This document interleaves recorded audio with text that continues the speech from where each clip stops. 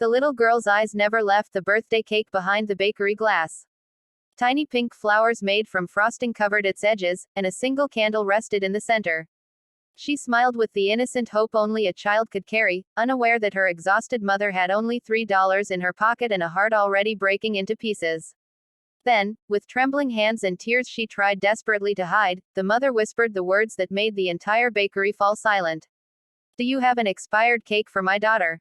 Standing only a few feet away, a wealthy stranger heard every single word, and what happened over the next 24 hours would forever change not only their lives, but the lives of hundreds of families across the city.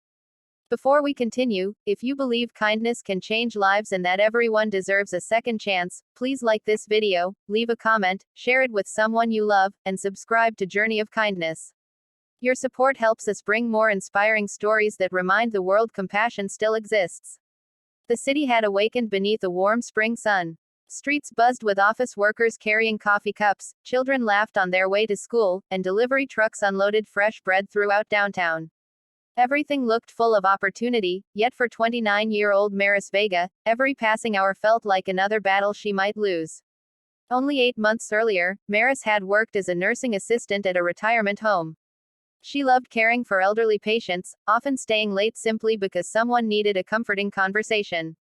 Life had never been luxurious, but she had managed to provide a small apartment and warm meals for her 6-year-old daughter, Nora. Then everything changed. The retirement home closed after financial problems, and hundreds of employees lost their jobs overnight. Maris searched everywhere: restaurants, hotels, grocery stores, clinics. She filled out applications until her fingers cramped. Interviews came and went. Every employer wanted experience she didn't have, or schedules impossible for a single mother without childcare. Bills multiplied. Savings disappeared. The landlord waited patiently for 2 months before finally asking her to leave. Now mother and daughter lived in a tiny shelter on the edge of the city. Every morning Maris promised Nora that better days were coming. Every night she cried silently after her daughter fell asleep.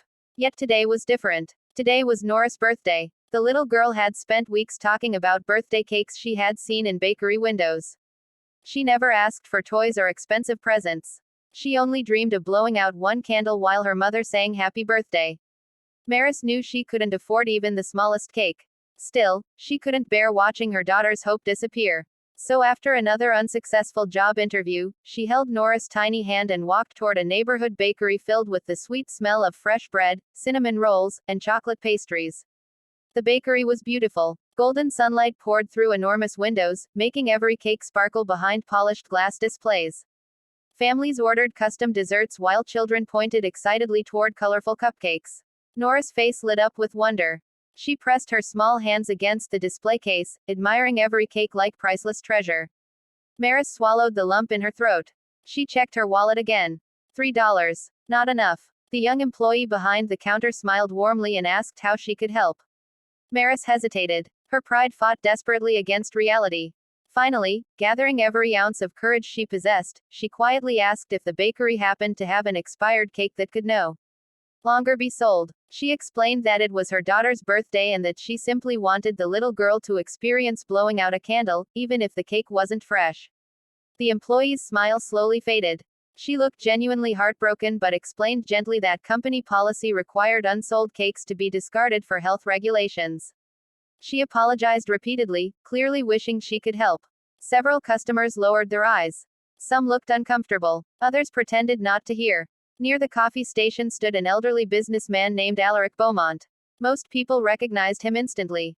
He owned one of the country's largest construction companies and appeared regularly in business magazines. His tailored suit, expensive watch, and quiet confidence revealed a lifetime of success. Yet few people knew the burden he carried every day. 20 years earlier, Alaric had lost his wife and young daughter in a terrible accident. Since then, wealth had surrounded him, but joy had become a stranger. As he listened to Maris' heartbreaking request, memories flooded back with unbearable force. He remembered shopping for birthday cakes. He remembered tiny hands reaching for candles. He remembered promises that tomorrow would always come. His coffee suddenly tasted bitter. Without saying a word, Alaric quietly stepped toward the bakery manager. Instead of simply buying a cake, he asked a surprising question. How many unsold baked goods were thrown away every evening? The manager admitted that dozens of perfectly edible items were discarded daily because they couldn't be sold the next morning. Alaric remained silent for several moments. Then an idea began forming. He purchased every single unsold item scheduled for disposal that day. The employees looked confused. Customers whispered among themselves. Maris assumed the wealthy man was preparing for some enormous corporate event. She never imagined his next decision. Alaric approached her with gentle kindness rather than pity. He introduced himself simply as another father who understood how important birthdays could be. Instead of offering charity, he asked Nora whether she would help him choose the most beautiful cake in the bakery because, he admitted with a smile, children always made better decisions than adults. Nora's eyes widened. She carefully selected the pink cake she had admired moments earlier. Alaric insisted it was exactly the right choice. Soon candles were lit. Employees gathered around. Customers joined together. The entire bakery sang happy birthday. For the first time in many months, Maris saw pure happiness glowing across her daughter's face. She tried to thank Alaric, but emotion stole every word. He quietly handed her a business card before leaving. If you still need work tomorrow, he said softly, come see me. That night, Nora fell asleep hugging the tiny birthday candle she insisted on keeping forever. Maris stared at the business card for hours. She almost convinced herself not to go. People like Alaric Beaumont lived in a completely different world.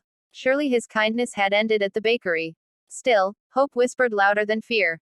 The following morning, she arrived at his corporate headquarters.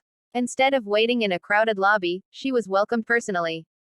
Alaric had spent the entire evening thinking about the bakery. He couldn't forget the question about expired cake. He realized the city wasn't suffering from a shortage of food. It was suffering from a shortage of systems connecting abundance with need.